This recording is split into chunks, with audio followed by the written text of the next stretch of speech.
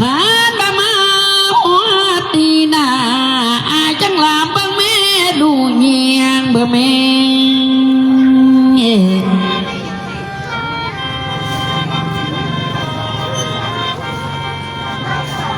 อาจังลำมาบังพงพี่น้องเอาเดน้องพี่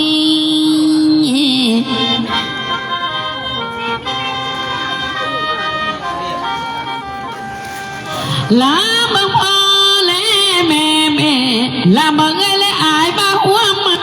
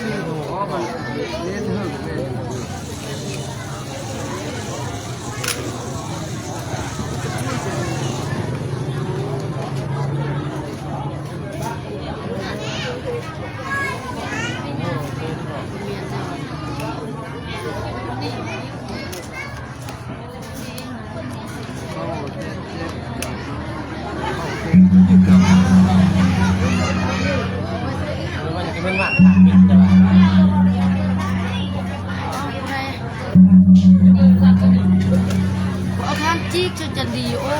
มันเม็ดเดี๋ยวนั่นน่ะว่าเขามาเลยบุมีว่ะ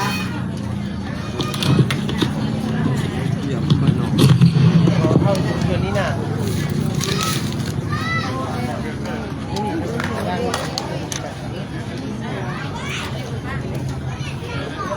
อันนี้เป็นทานเม็ดแค่ออกเม็ดเด้อ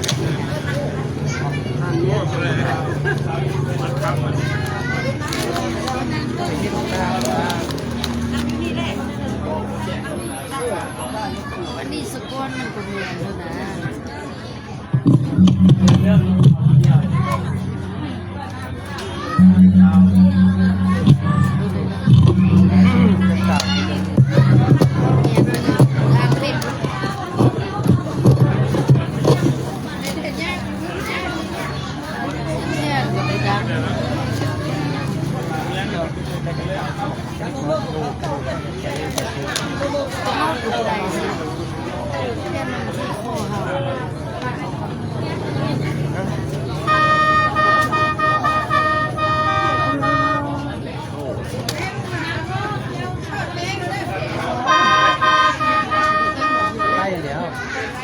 เขาอันแค้นนะเขาอันตุงนะ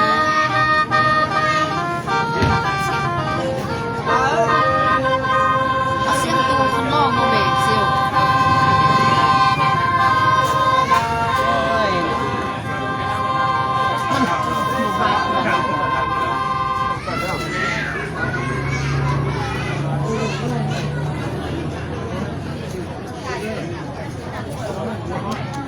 มันบุออกอีกกระตุกนะมันบุออกอีกกระตุกนะ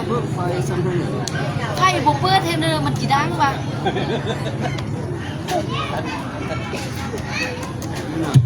น่ะลงเป้าเมื่อไหร่วันนี้นะเปิดไม้มาร่างกันเนาะที่เราซื้อใหม่เอ้าวันนี้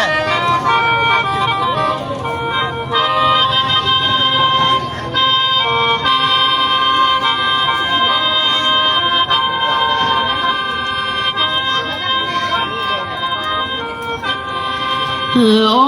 ยเพียงเอ้ยน้องก็เล่าเดือเจอได้ไอ้เอ้ย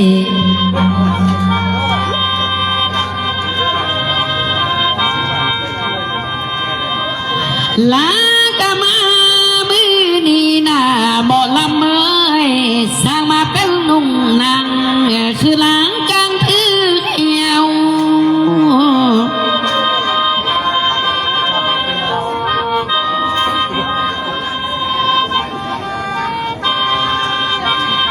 โห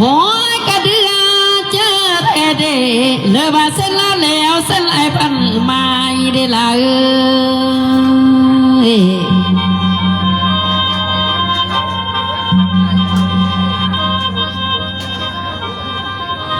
ลาบะเมโมลำควายเอ้ยขันอานาสัทธาควายมาเดียนเลว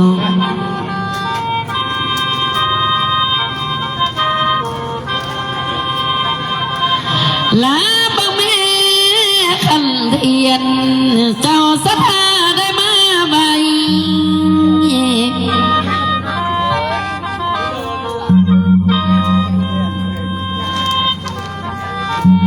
ไอ้หมอลำควายเอ้ยเดือบางขันลงไม้มาไว้บูชาเดี๋ยวนี้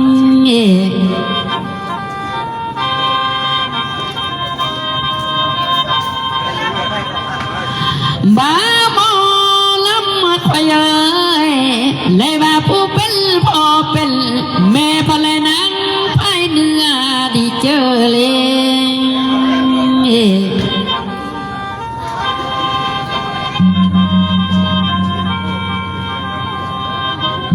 ขันบะโพเป็นเอาเป็นลัวและนางไอเติง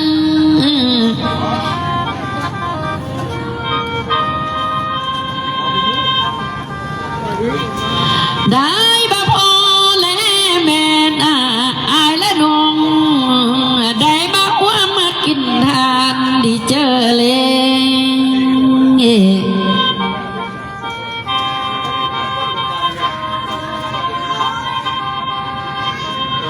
สาธุนะ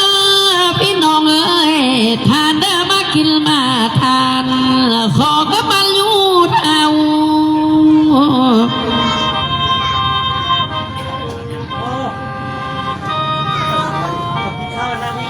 สาธุนะพี่น้องเอ้ยทานได้ทานข้าวทาดเหล่ามื้อนี้อยู่บ้านยืนยาวละเม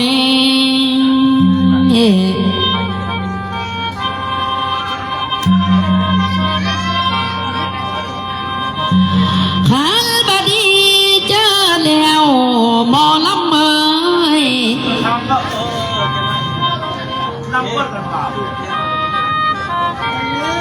เอากะมามือนี้น่าบายดัวแลปา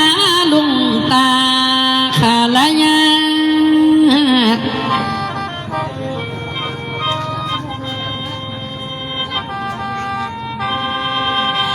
ลากะมามือนี้น่ามาที่ละนอควายอยู่สำลานดีเจอแล้ว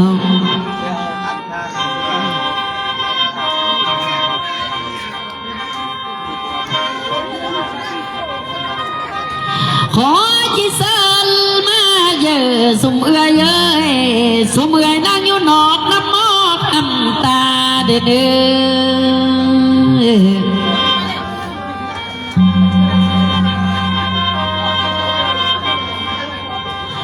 อลาจิเซลยับเข้ามาในเฮือนบ่หลอไปมันแจง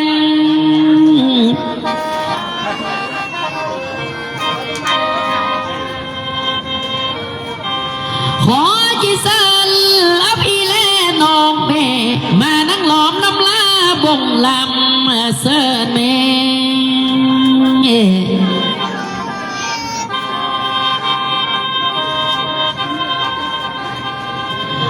ขันบะคอยโอตอนเด้อพี่น้องเด้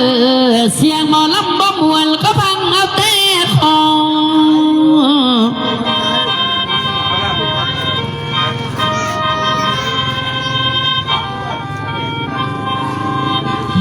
ลาจิเซลเซลละแม่เสียงบ่พอมาถึงเซลละแม่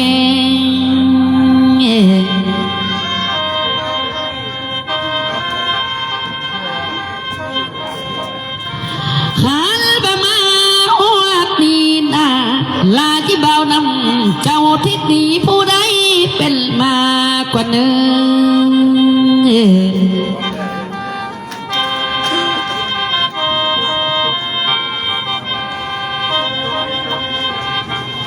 ขันบ้ามาหัวตีนาลาจิเจ้าน้ำเจ้าสันทาผู้นอนเอื้อเป็นเจ้า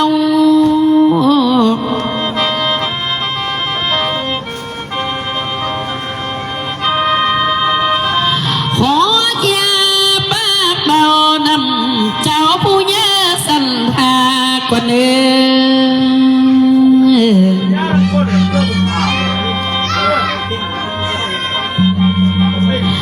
ลาก็ดีเจอแล้วยายเพชรสลาดเจอดีพร้อมรวยมีอาเพียง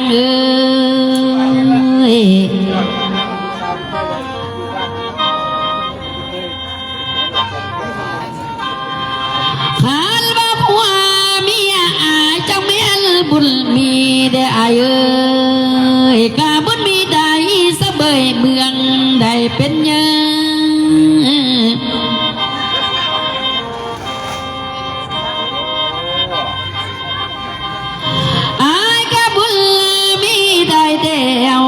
เจ้าจางส่วนพี่และน้องสางกองบุญนาเอ้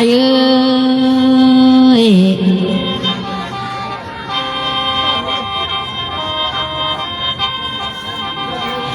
สาธุเนื้อยาไอ้เพชรสลัดปอมรวยเมียเพียงลูกและเต่าทางเคียงคู่เอื้อนเอ้ย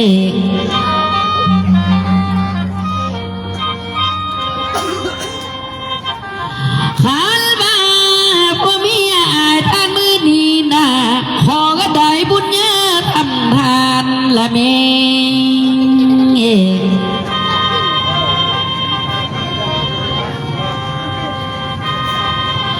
ขันมาพันมือเศร้าหน้าผัวเมียเจ้าได้บุญลายยาเอ้ย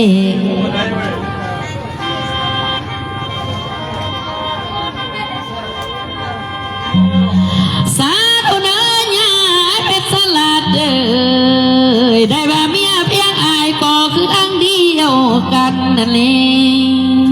ง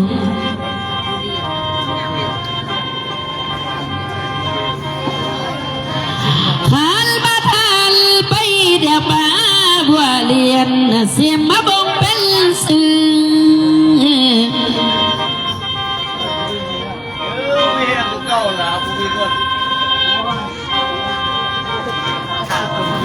ขันมาทันไปเดียวอันหายพวกเมียเจ้าอย่ามีได้เนื้อ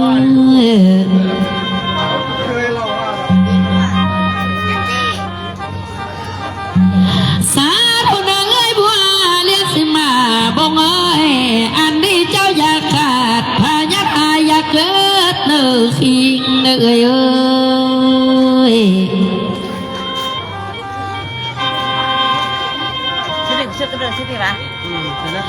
ขันบ้าทันไปแล้วนะอยู่ทางเมืองแม่อยู่แก่เมืองคนเลยอายเอ้ย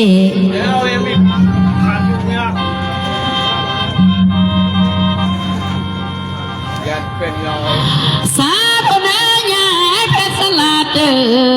เพื่อบัวเลี้ยนนั่นก็คือร่างเดียวกันเด้อ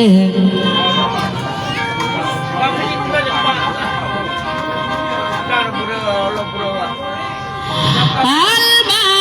พวกเมียจะป้อนเงินมือนันนาพ่อแม่เจ้าได้ไปจ่ายกินมึงเพียนเลยอายเอ้ย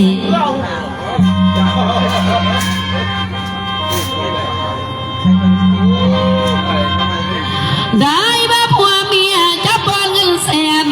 พ่อแม่กิ้งหน้าเพื่อได้ไปจ่ายกินเมืองฟ้า41 ปีอยู่ลำเดียวอีกหัวมันเราเลือกที่เราคือขันบังเอิญสวัสดีพ่อแม่เจ้าหัวสาวันเนื้ออายเอ้ยอายุ7 ปีได้บังเอิญสวัส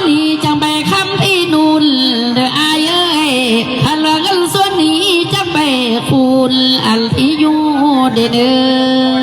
อ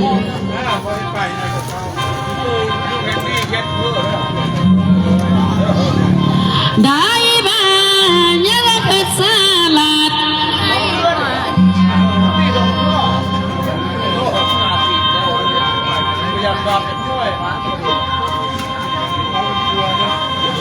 ได้บางเอิญสวัสดีนาจางไปสู่คำนั่งเมื่อผัวเมียเจ้ามาตื้อมาสมพานเด้อเด้อ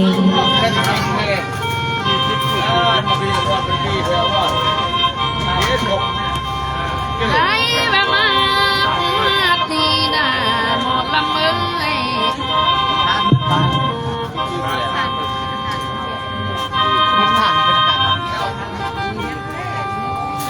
ขันบะพอเอาเบากะไปพูลาบาพอมาจ้าไปคนละหน่วย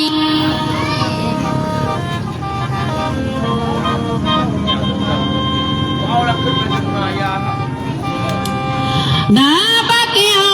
ต้อยซอยอายบ้านน้อยเพิ่นเอลงมาดิเจอเลยทานไม่ได้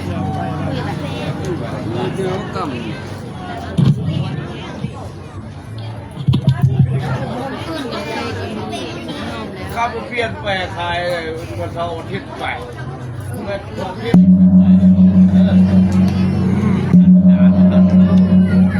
ตัวเอ็ดการเลยเป็นยังไงก็กินเด็ดเวลา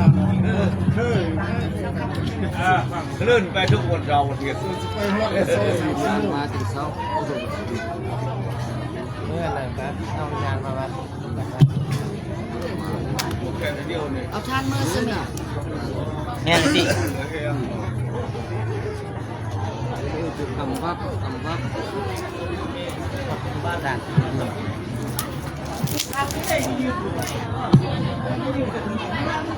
เสื้อนี่มาถูกเอง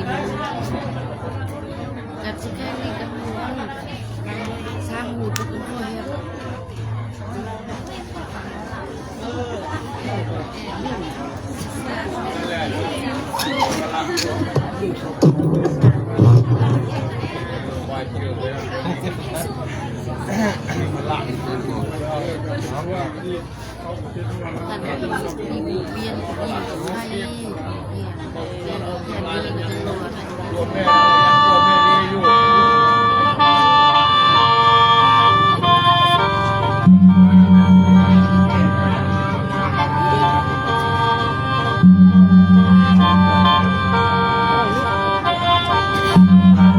โอ้ลายละหน่วยเจอดีไอ้เอ้ย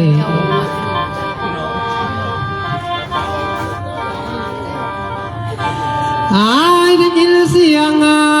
น้องเบาหัวเจอเบาเข้ามาบ่อยเดี๋ยวนี้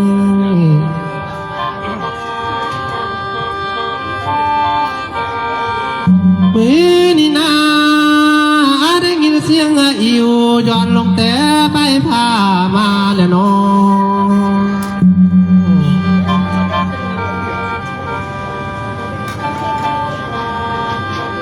สายได้ยินเสียงลาเสียงในย้อนลงแต่ไปใหม่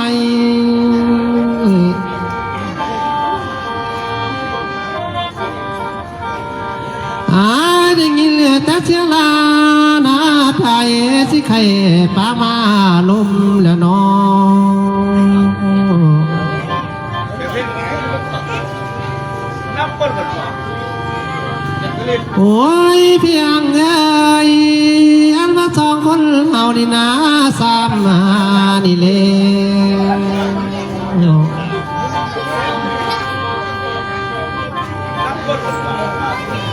เอามาพอมา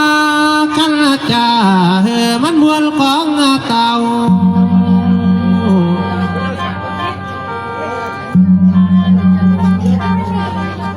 มือนี่แล้วอันว่าเจ้าแลกไว้เอาพันเบามวนเหือนทานเทนอ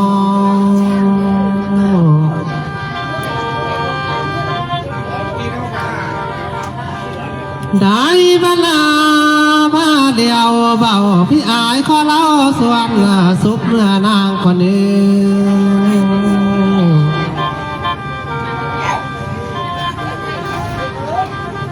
ขันบนางโนดเดียวเบาพี่อายขอเล่าส่วนความคนนี้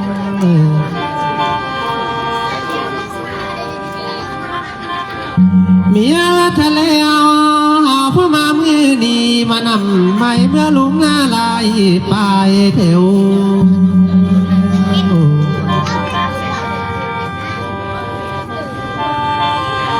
ลาเมื่อลำเอ้ยหาผู้มามือนี้น่ามานำบายกับเมื่อเพียงลายคอ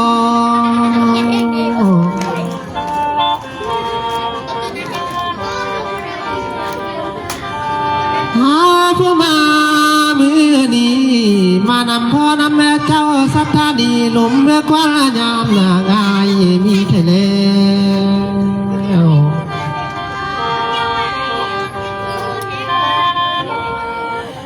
โอ้ยเพียงเอ้ยมานำพ่อนำแม่นี่นาเจ้าสัทธานี่นาเพิ่นตายแต่มือซื้อกะยำกวน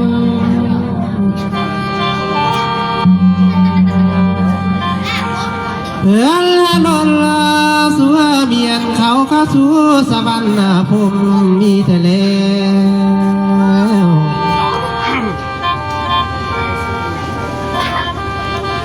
มือนี่นาตกมามือนี่สวามยามืองามเถวยามนี่พัดเมียนยามของ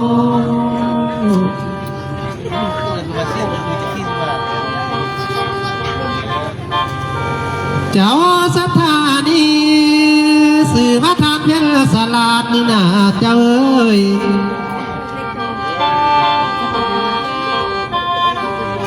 แล้วป้าก็ผัวเดียนผัวเมียเพิ่งไล่พร้อม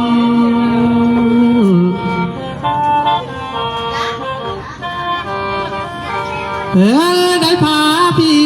และน้องผมด้วยลูกหลานนี่เลย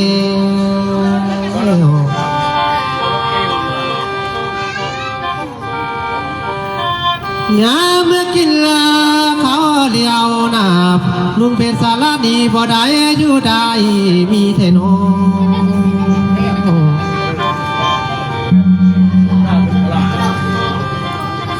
นายบ้านเมื่อกินเลี้ยงกินง่ายป้าบัวเรียนเพื่อบ่ได้อยู่ลา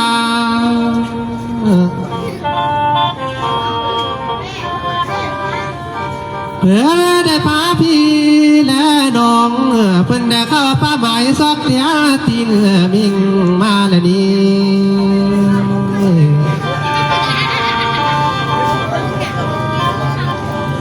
อันนี้นางเพิ่งมาพี่และน้องเพิ่นกะคุณควายใดเอาเพิ่งลงมาจากพาลาย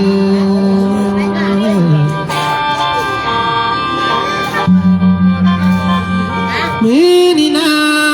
เพิ่นได้เดินดวงมาลาเพิ่นเอามาจากตน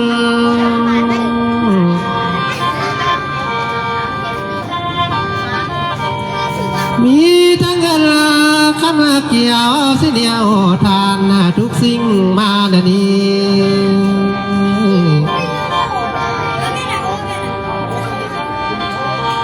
มีทั้งกิ่งดอกไม้กระเทียนตายทุกพรมมาแล้วน้อง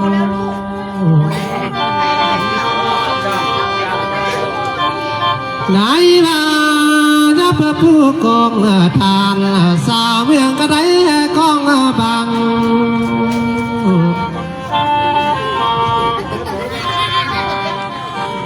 ยาเพื่อตั้งกองทางดีสาบานเพื่อเกี่ยวเพื่อได้กองใส่ในนี้เลย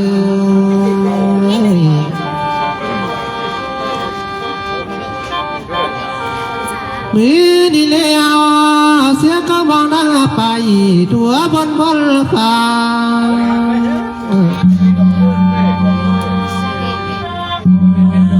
อัลบาพุงปัญญาหายลูกค้าบ่ได้เบียนสิเล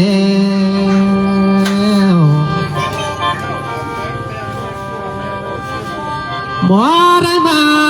เสียเสียวในหมู่กองทานแถว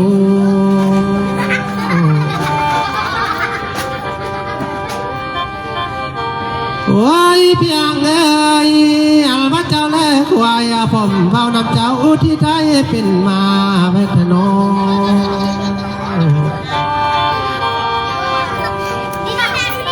มีนี่นา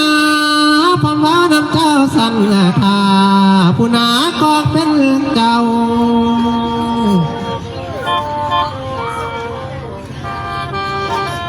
ว่านำเจ้าพี่น้องผู้มาหัวมางานบุญละนี้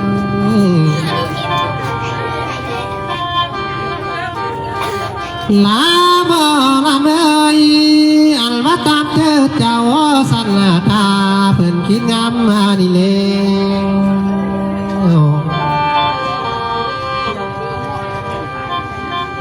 เพื่อได้สร้างของบุญคุณเพียงคือนั้นบอกเพื่อไอ้ละน้องเสริญวิญญาณมาเลวาสนี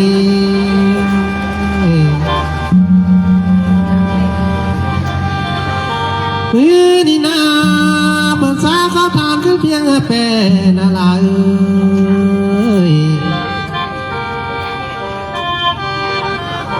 เพื่อบ้า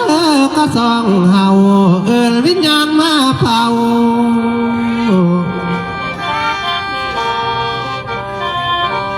เพื่อบรรดาหากวิญญาณมาเต่าไอ้และน้องจังเบาหัวหมวดกองทานโอลา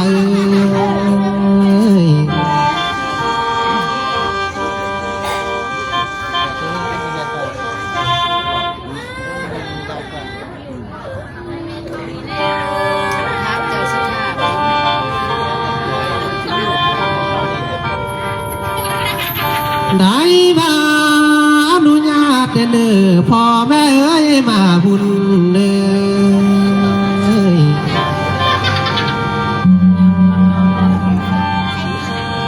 โอ้ยสิต้องป้าเบาหน้าเจ้า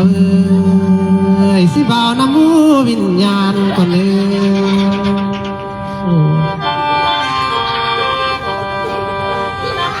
ลาเบิ่งแม่พ่อแม่มางานเลยกองบุญขึ้นเพียงคือดีวิญญาณวัฏใดมาแน่เด้อเลย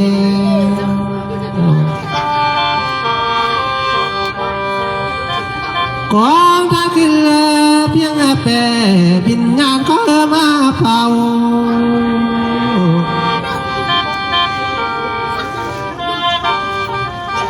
ไว้สิตรงปากเบาก็สิเบานำเจ้าสันทาเพื่อเลว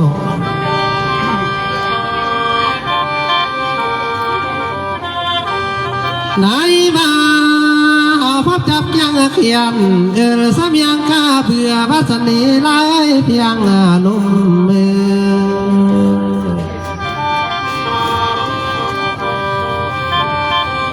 มีนี่นา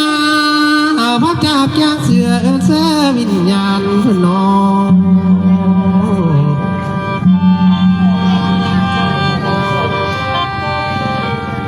ไหนมาควาเสียแท้เตือนขาเบาเกลือมากกว่าเนื้อ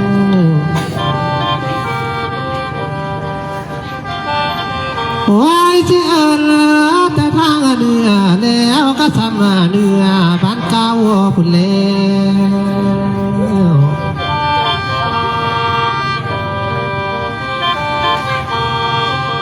วมันวิญญาณผู้ที่หนึ่งนั้นสีว่าเท้าพุ่นสู่พุ่นแล้ว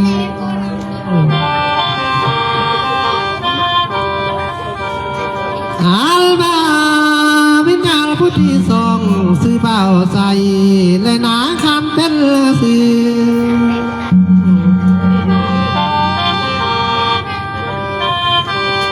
ในมาวิญญาณผู้ที่สามีซื้อว่าเท้าพานันนี้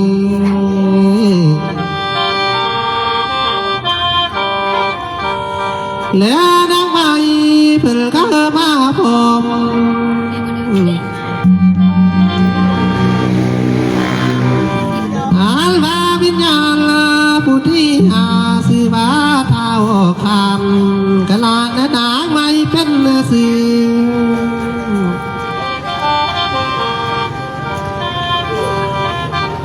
วิญญาณ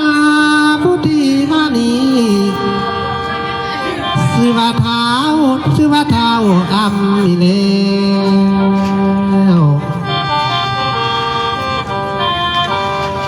แล้วนางไม่มาผม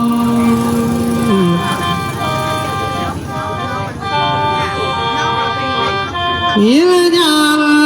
พุทธิต่อไปชื่อว่าเท้าพันและนางควันมาผม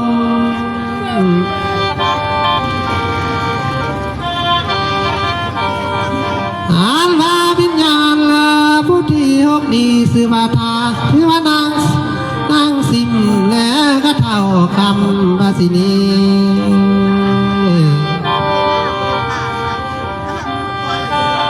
และทางลังมาผม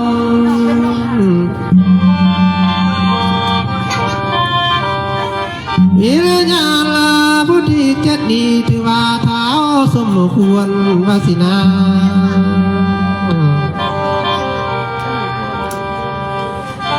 วิญญาณพุทธิเปียกดีชื่อว่าเท้ามิตรตาภาพวาสินี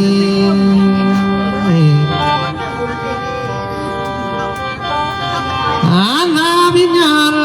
ผู้ที่เก่าเจ้าถิ่นและเจ้าทานเจ้ากามานายวินนี่นึกมายืนโอ้มาเด้อวิญญาณพุ่มเจ้าได้ลมเมื่อควันและยามง่ายนั่นนา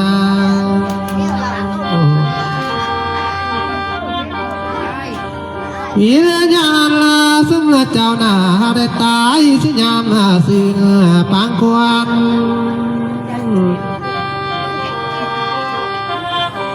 เจ้าได้นนละสัวเมียนเข้าสู่สวรรค์ภูมินั่นเอง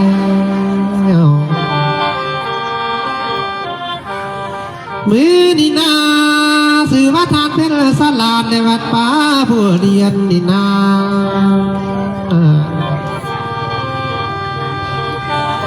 อัลว่าเพิ่นอยู่บ้านเพิ่นได้สร้างบุญหาและนี้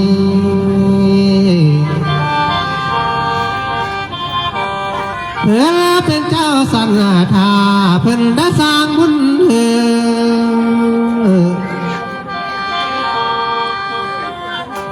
มาเด้ออันวิญญาณคุ้มเจ้าได้สัก3 คนดอกนวลตายอย่างเดือดี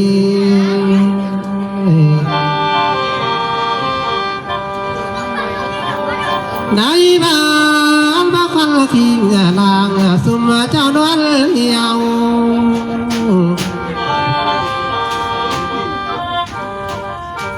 ในบ้านวิญญาณสุมเจ้าได้สัตเสียอยู่ที่กองฟวนเนื้อจะตาวขึ้นมากว่าเนื้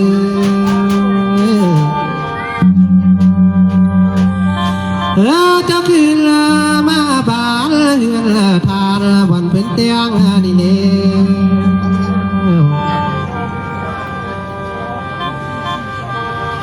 เจ้ามากองทานน่ะทุกเจ้ามาเฝ้าแม่พ่อแม่เอ้ยวิญญาณเนื้อ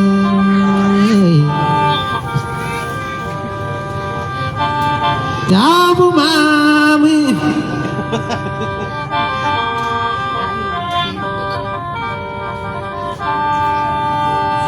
เจ้าผู้เต่า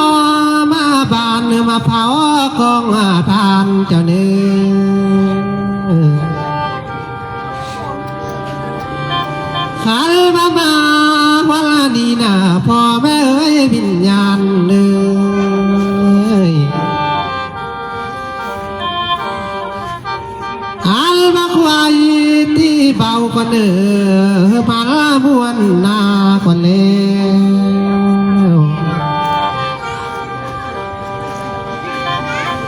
ในภาษาที่จะเหือมันวันละบาง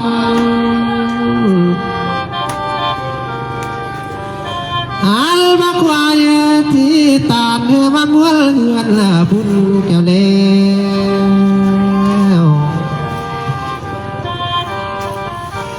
เจ้าผู้นางอยู่กองบุญกองทานยังหูดีหัวงาพระมาพังถวาย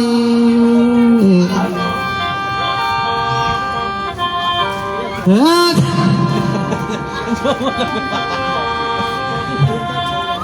เรียกว่าเราว่า ครับ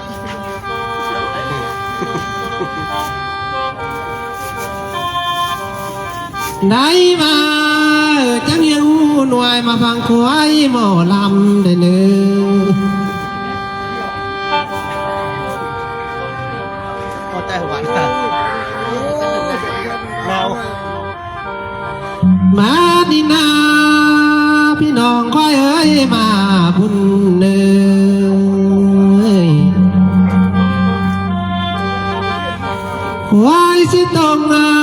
ปากเบาเบาพี่อายข้าเล่าอังซื่นกว่าเนื้อพี่น้องเอ้ย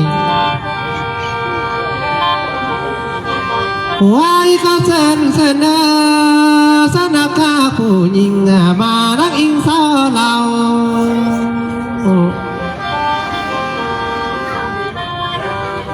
ควายก็เซินเอาผู้หนุ่มและผู้เฒ่ามาพาแห่กองทานได้ไหม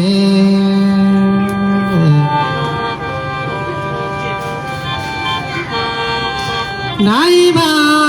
เฮาพร้อมอยู่ที่คำมันที่ได้อยู่ยืนพี่น้องเอ้ยไว้ก็เซินเซินเด้อมาอยู่ถึงคืนมันที่อยู่ยืนเงามัน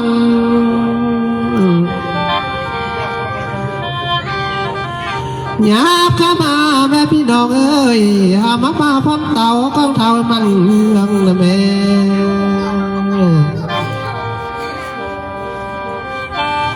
มีดีนาหาพ่อมาพันละเสือนแม่เฮือนทานมาจางที่หุง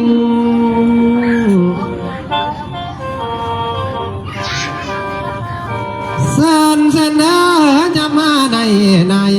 บวนไปมันเตียงแม่พ่อแม่มาบุญเนยลาบ่ลาเอ้ยลาแม่สองเฮียงดูยังแม่ว่าเด้อ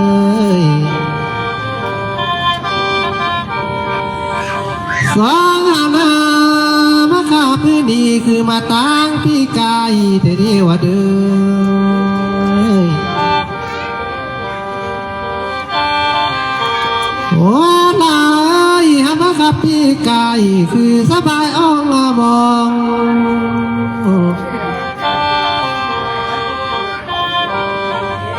มีนี่แล้วมาขับมือนี่นะพี่น้องบ้านเบ็กอย่าไปก็เดินเล่นบาทเดพ่อแม่มางานเนื้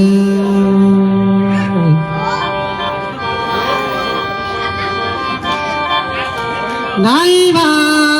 ขอเชิญนับทุนท่านเท่าเขามาให้พงลำได้ไหม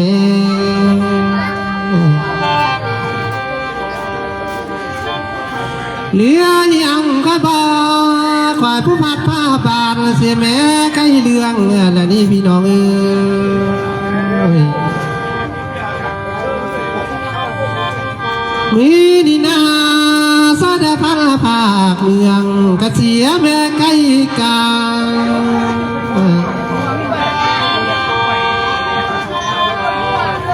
ควายได้มาคว้าบานสถานที่เวียงจันเจ้าเล่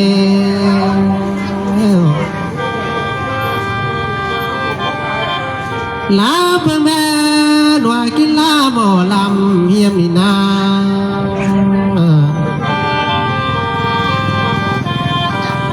ไหนมาเพิ่นได้พัดผ้าบานมาสองหอมจากได้ผูกเป็นดวนพอดีพ่อแม่เอ้ยลาบ่ลำดีเพิ่นได้มาสอกมวนเวียงแก้วได้ผูกเป็นหมู่พอดี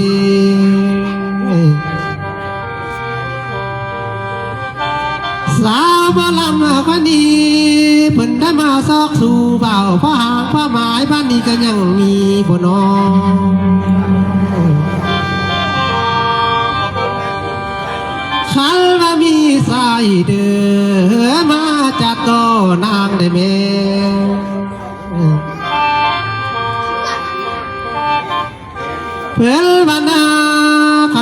ซาพ่อมาพ่อหมายสามควายนางหมอลำเป็นสิเตียงเถือ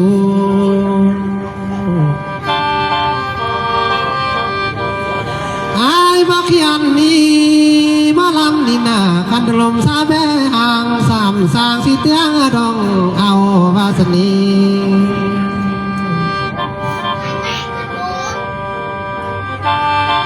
มานี่นาขันว่ามาวันนี้นาพ่อแม่เอ้ยรวมงานหนึ่ง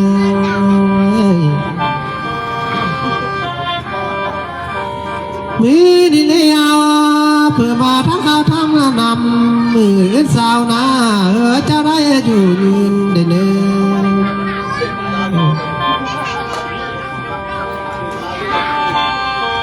ไหนมาพ่อแม่เอ้ยคนละฟังอยู่ถึงคืนนั้นคืนเงามัน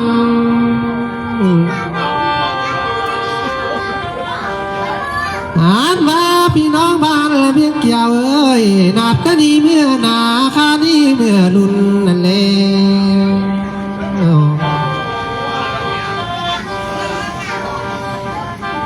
ได้มา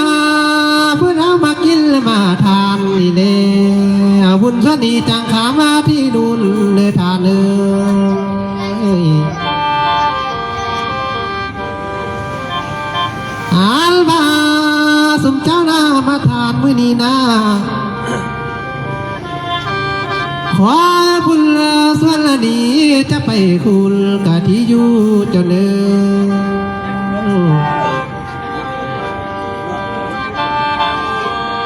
โอ้ยพี่น้องเอ้ยขันถ้าเดินเบียนันเหนือได้ครับมาผลงานได้ทนขันมาทานพุทธได้เห็นการนาขอมันเลี้ยนสัน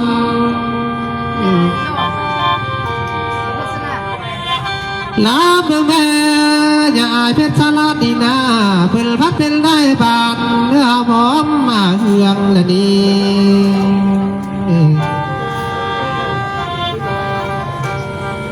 ขอผัวพันนีเพชรสลัดดีนาเพิ่นที่เป็นนายเมืองสู่คนจะได้มาเตา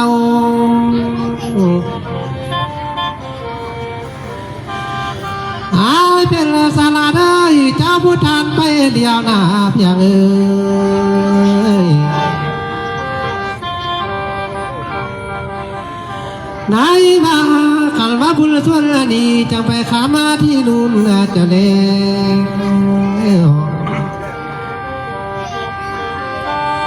ขอผัวจะดีเจ้าผู้ทานไปเดียวนาอย่าอายเจอบุญเลยเพื่อเจ้าจะได้อยู่เท่าได้ป่าลูกเจ้าเห็นการนาได้เนื้อป่าบัวเดียนได้เจ้าผู้ทานไปเดียวหนาได้ป่าลูกพาลาได้เพื่อเท่า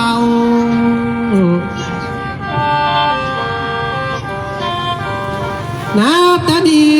เมื่อนาคานี้เมื่อลุ่นนั่นแหละ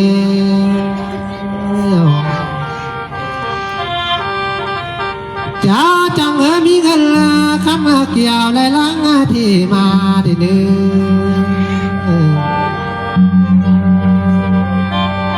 อผู้ทาน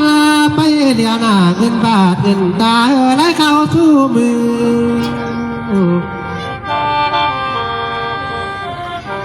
ไหนมาแล้วเข้าสู่มือเต็มคืออ่างกระเป๋าอย่าอายเจอบุญเนื้อ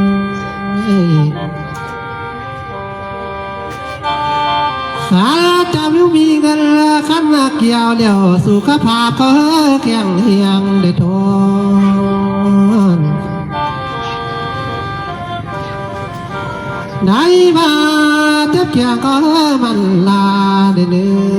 อเจ็บขาเขาหอมสะเม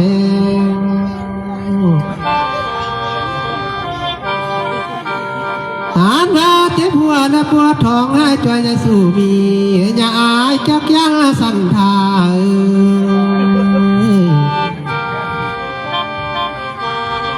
ลาบ่ลาเอ้ย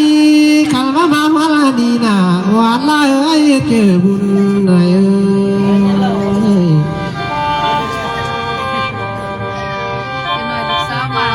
ไหนมาผู้มามือเศร้าเบาพี่อายบ่ทันได้ทำหานางนี้ โอ้ยโมแพนเลย หัวเดินสายผู้มามือสายแล้วก็ต้นสายบ่ได้ทันทานข้าว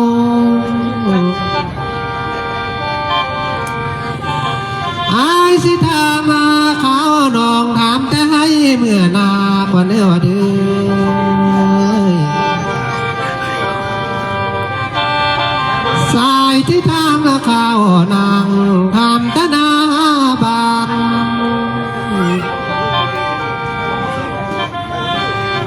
ลาผู้มา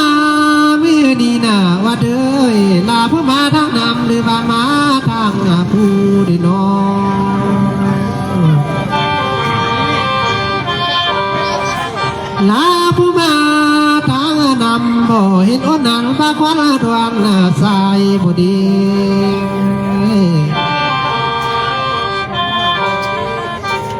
ว่าเด้ยลาผู้มาทางผู้บ่เห็นหัวเห็นควายข้างไปใหม่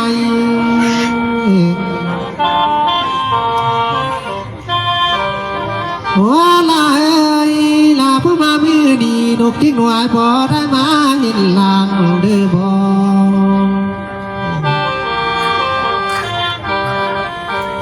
ไหนมานางผู้มามือดีน่ะนกยังเขาพอได้มาเฮ็ดเด้อบ่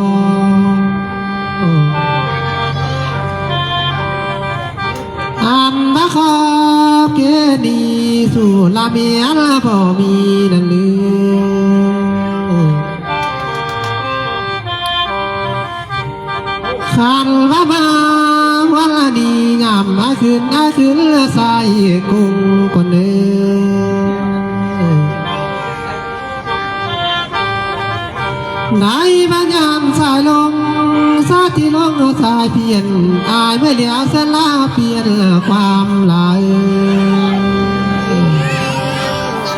อันบาเกียกะนุ่มเนาผู้หนุ่มผู้เฒ่าจะพาไปนวลเด้อ